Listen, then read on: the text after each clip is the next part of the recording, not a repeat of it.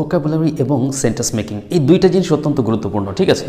যত বেশি পারেন শব্দার্থ শেখার চেষ্টা করুন, ভোকাবুলারি অর্থাৎ শব্দার্থ শেখার চেষ্টা করুন, আর পাশাপাশি সেটা দিয়ে বাক্য তৈরি করবেন যত বেশি পারবেন, ঠিক আছে। আজকের পুরো ক্লাস জুড়ে কিন্তু আমি আপনাদেরকে ভোকাবুলারি দিব এবং সেন্টেন্স মেকিং দেবো, নতুন নতুন শব্দ শিখবেন এবং সেগুলো দিয়ে কীভাবে বাক্য তৈরি করতে হয় সেটাও পাচ্ছেন। সো প্লিজ ডোন্ট স্কিপ, টানাটানি না করে প্রথম থেকে শেষ পর্যন্ত দেখতে থাকুন।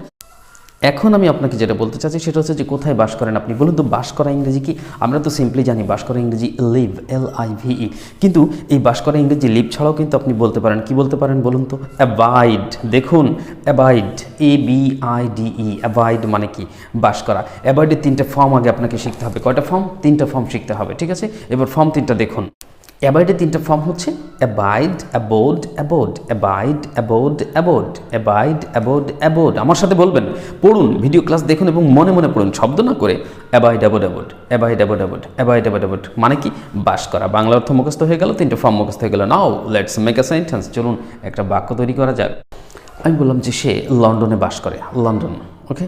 তো আপনি কি বলবেন? যে হি অ্যাবাইডস ইন লন্ডন। এখানে কিন্তু অ্যাবাইডের সাথে এস যোগ করবেন, কারণ এটা সিম্পল প্রেজেন্ট টেন্সের বাক্য, আর এখানে সাবজেক্ট যেহেতু হি, থার্ড পারসন সিঙ্গুলার, আর এই কারণে ভার্বের সাথে কি যোগ করতে হয়? এস বা ইয়েস। তো আপনি বললেন সে লন্ডনে বাস করে, he abides in London, he abides in London. আমাদের পরবর্তী শব্দ হচ্ছে অ্যারাইজ, ARISE, অ্যারাইজ। বানানগুলোও কিন্তু খেয়াল রাখতে হবে, কারণ মুখে বলতে তো আর বানান লাগে না, মুখে তো উচ্চারণ করবেন অ্যারাইজ, কিন্তু দেখা যাচ্ছে লেখার সময় আপনার বানান হচ্ছে না, তখন তো ভুল হয়ে যাবে, তাই না? এই জন্য বানান মুখস্থ রাখবেন, spelling. Anyway, so arise, ARISE, arise মানে কি? অ্যারাইজ মানে হচ্ছে ওঠা, ঠিক আছে। যে সকালে ওঠে অনেকে, আমরা অনেকে উঠি না সকালে, আচ্ছা সেই ওঠাটা। আমরা বললাম যে তারা সকাল 8টায় ওঠে, তো আপনি বাক্য তৈরি, ও অ্যারাইজের 3টে ফর্ম, অ্যারাইজের 3টে ফর্ম বলতে তো ভুলে গেছি, এই 3টে ফর্ম হবে সেখানে। এটাকে বলবেন অ্যারাইজ, অ্যারোজ, অ্যারাইজেন। তাহলে কি বললাম? Arise, arose, arisen. পড়ুন আমার সাথে, অ্যারাইজ, অ্যারোজ, অ্যারাইজেন। যতক্ষণ ক্লাস করবেন ততক্ষণ মনে মনে আমারটা দেখবেন, আর আমি যা বলবো আপনিও মনে মনে বলবেন, মনে মনে। মানে হয় না অনেক সময় যে একজনের মুখ থেকে শুনে আপনিও বলে বলে শিখতেছেন, মনে করবেন যে শিখছেন। তাহলে আমি যতক্ষণ বলবো ক্লাসে, আমি যতক্ষণ বলবো ততক্ষণ আপনিও শুনবেন আর মনে মনে বলবেন, শুনবেন আর মনে মনে বলবেন। জোরে জোরে বলতে গেলে তো আমার কথা শুনতে পাবেন না, তাই মনে মনে বলবেন, ঠিক আছে। তাহলে বলুন ওঠা, ওঠা হচ্ছে অ্যারাইজ, অ্যারোজ, অ্যারাইজেন।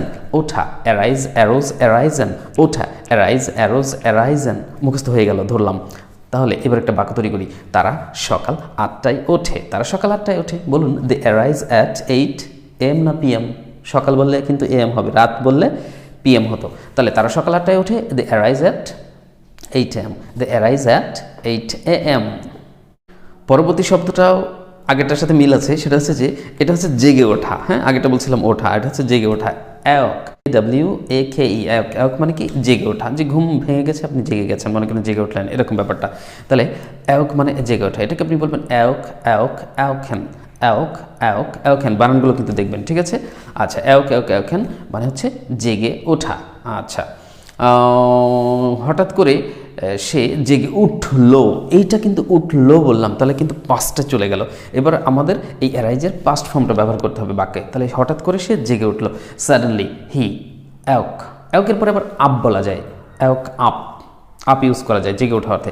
তাহলে সাডেনলি হি অ্যাওক আপ, সাডেনলি হি অ্যাওক আপ, সাডেনলি হি অ্যাওক আপ। হঠাৎ করে সে জেগে উঠলো।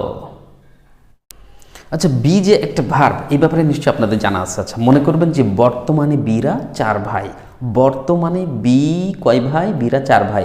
তার মধ্যে বি একজন, তারপরে এম একজন, তারপরে ইজ একজন, এরপরে আর আরেকজন।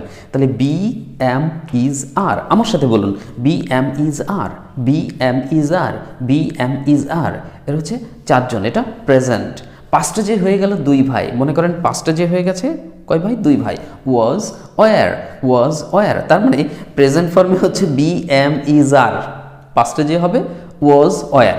আর একদম শেষে যেটা পাস্ট পার্টিসিপল ফর্ম 3 নম্বর সারিতে যে একা হয়ে গেল, সেটা হচ্ছে বিন, বিন। তাহলে আমার সাথে বলুন, be am is are, was were, been. Be am is are, was were, been. Okay, এখন আমরা বি দিয়ে যদি একটা বাক্য তৈরি করতে চাই তাহলে কি বলবো? আমরা বলতে পারি যে তুমি সৎ হওয়ার চেষ্টা করো, অসততা তোমার মধ্যে যেন না দেখি, তাই না? এটা তো আনফেয়ার, এটা তো ঠিক না। তো আমি বললাম যে তুমি সৎ হবার চেষ্টা করো, try to be honest, try to be honest. এভাবে আপনি এম ইজ আর এগুলো দিয়েও তো অনেক বাক্য তৈরি করতে পারেন। তো বি দিয়েই করলেন যে ট্রাই টু বি অনেস্ট। আপনি বললেন যে আমি একজন শিক্ষক হতে চাই, এখানে অবশ্য টুর পরে বি দিতে হবে।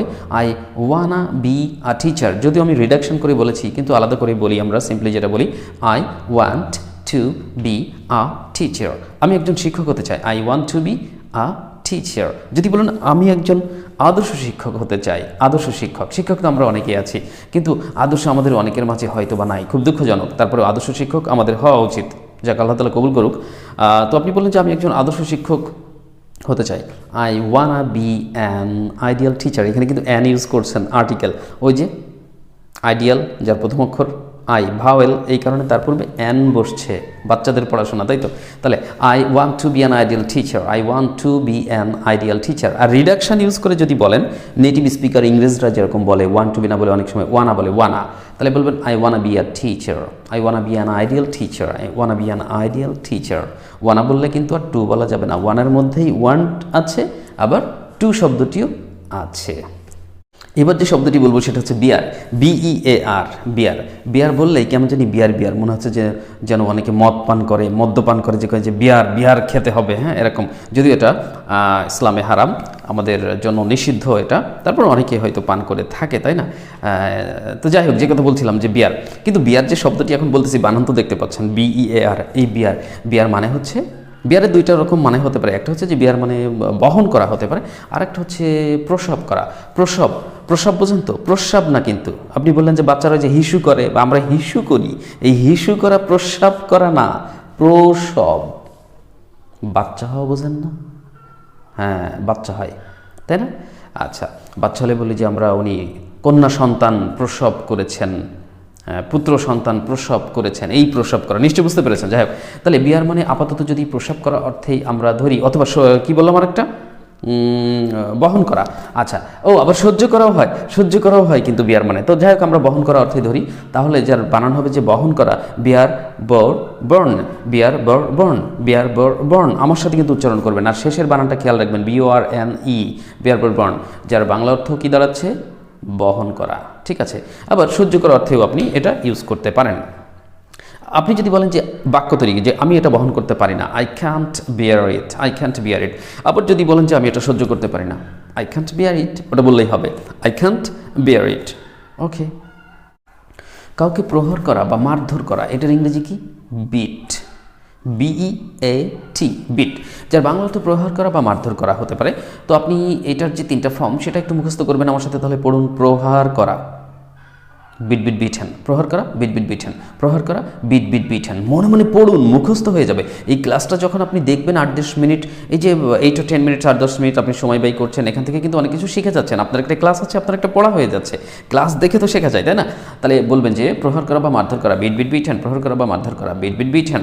এবার আপনি একটা বাক্য তৈরি করার চেষ্টা করবেন, আর বানানগুলো মুখস্থ করবেন প্লিজ। তো চলুন বাক্য তৈরি করা যাক। ছেলেটিকে মেরো না, মানে বাচ্চাটিকে আমি মারতে নিষেধ করছি, যে বললাম যে ছেলেটিকে মেরো না, don't beat the boy, don't beat the boy, don't beat the boy, খেয়াল রাখবেন। আচ্ছা, হওয়া ইংরেজি একটু আগে আমরা শিখেছিলাম কি বলুন তো, ওই যে বি বলছিলাম, বি অ্যামিজার, তারপরে বলেছিলাম ওয়াজার, তারপরে বলেছিলাম বিন। তো বি মানে তো হওয়া হতে পারে, কিন্তু হওয়া ইংরেজি আর একটা আছে, সেটা কি, বিকাম। বিকাম মানে হওয়া। তো বলুন তো বিকামের তিনটা ফর্ম কি হবে? বিকামের তিনটা ফর্ম হচ্ছে বিকাম, বিকেম, বিকাম।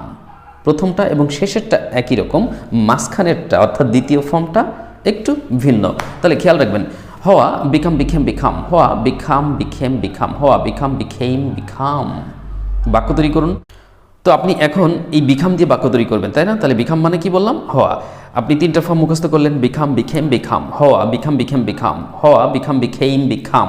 এবার আপনি বাক্য তৈরি করতেছেন, যে কি বাক্য তৈরি করা যায়, সে দিন দিন জনপ্রিয় হচ্ছে। আপনি বললেন যে he is becoming popular day by day, he is becoming popular day by day. আরম্ভ করা বা শুরু করা ইংরেজি কি? আরম্ভ করা বা শুরু করা আপনারা জানেন, সেটা হচ্ছে বিগিন হতে পারে, স্টার্ট, এটাও হতে পারে, তবে আপাতত বিগিন দিয়ে আমরা ব্যবহার করি। তা আপনি বললেন যে আরম্ভ করা বা শুরু করা, বিগিন, বিজ্ঞান, বিজ্ঞান।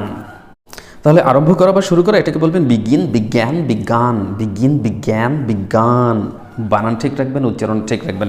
এবার আপনি একটা বাক্য তৈরি করলেন যে আমরা যত দ্রুত সম্ভব অনুষ্ঠানটি শুরু করব। তাহলে we will begin the programme as soon as possible.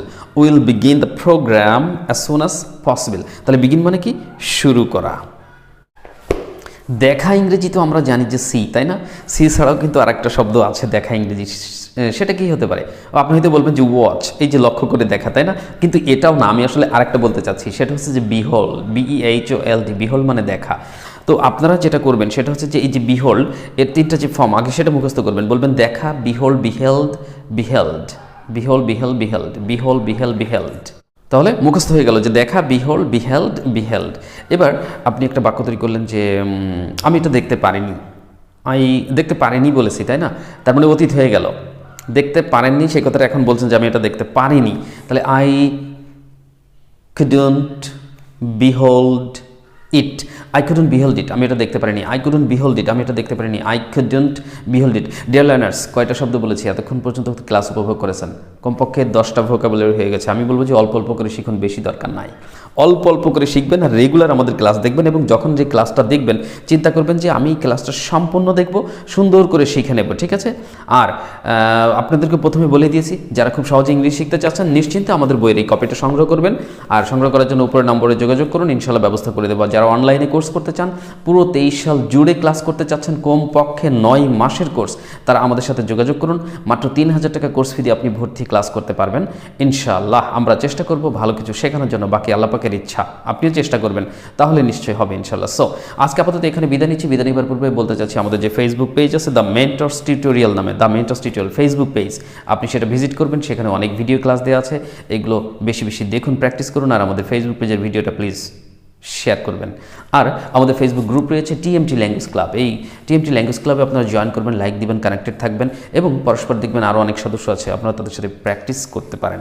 আর মূলত আমাদের মেন্টরস টিউটোরিয়াল চ্যানেলের অন্তত একটি করে ভিডিও রেগুলার দেখুন, অন্যদেরকে রেফার করুন, আশা করি সহজে ইংরেজি শিখতে পারবেন। আর কোথাও কোনো বিষয়ে বুঝতে সমস্যা হলে অবশ্যই কমেন্টে জানাবেন, ইনশাআল্লাহ আইল হেল্প ইউ। সো আপাতত এখানে বিদায় নিচ্ছি, ভালো থাকবেন, সুস্থ থাকবেন, আর 5 ওয়াক্ত নামাজ কালাম করুন। অন্যান্য ধর্মের বন্ধুরা তাদের ধর্মকর্মের দায়িত্ব ঠিকঠাক মতো পালন করুন। আসুন সবাই সৃষ্টিকর্তাকে স্মরণ করে, নিশ্চয়ই তার রহমতে অনেক ভালো কিছু হবে। আল্লাহ তাআলা আমাদের সবাইকে কবুল করুক, এই প্রত্যাশা ব্যক্ত রেখে আবারও এখানে বিদায় নিচ্ছি।